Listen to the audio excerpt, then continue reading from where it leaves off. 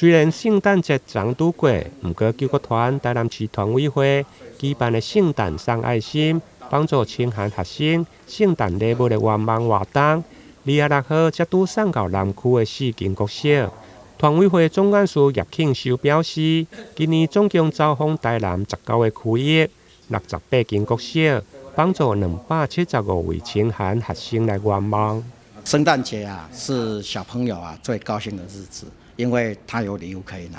但是清寒学生啊，我想啊，他是没有这个机会哈。那台南市救国团啊，特别啊运用圣诞节这样的一个节日啊，我们请各校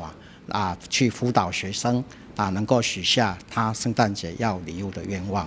那我们这一次啊，总共有19个行政区，涵盖68所国小，总共有270位小朋友许下他圣诞节要礼物的愿望。那每个小朋友要礼物的这个都不一样，每个礼物都有它的故事，所以我们也特别今天来到各个国小，希望在赠送礼物之前，能够向他们分享一些小朋友要这个礼物的一些感人的故事，希望他们能够受到感动，未来也懂得去回馈社会。上午走访南区，包括新兴、立新、龙岗、甲立喜洲4间国小。立新国小的校长徐进雄表示，虽然这些小朋友爱的礼物不是真大，但对着清寒家庭来讲，帮助真大。首先，我想先感谢我们救国团这样的一个善举。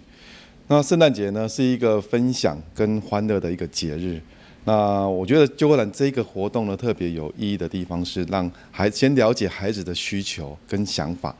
然后呢，再透过了解之后呢，那购买这样的一个物品送给孩子。那我想对孩子来讲，这些东西是他特别想要的跟有需求的地方。那我们其实也从孩子的这样的一个需求的物品里面去了解到，孩子呢其实也有他贴心的一面就是像我们一个小朋友，他希望能有一个煮汤的锅子。那他就是看到呢，他可能他爸爸妈妈呢在家里面在煮烹调的时候呢，其实在器皿上的一个不方便的地方。那透过这个部分，我想我们知道说，孩子他本身也是一个具有善意跟善心的，同时透过观察里面会去了解自己生活困难的地方。那我想呢，透过这样的一个活动，我们去了解孩子的想法心态，同时呢也会知道说，孩子他会懂得去做感恩跟分享的一个活动。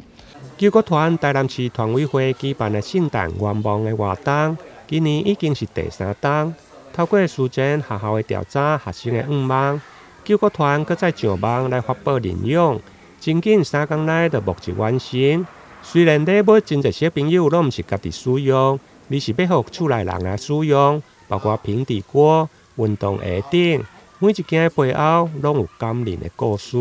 台南新闻林根采访报道。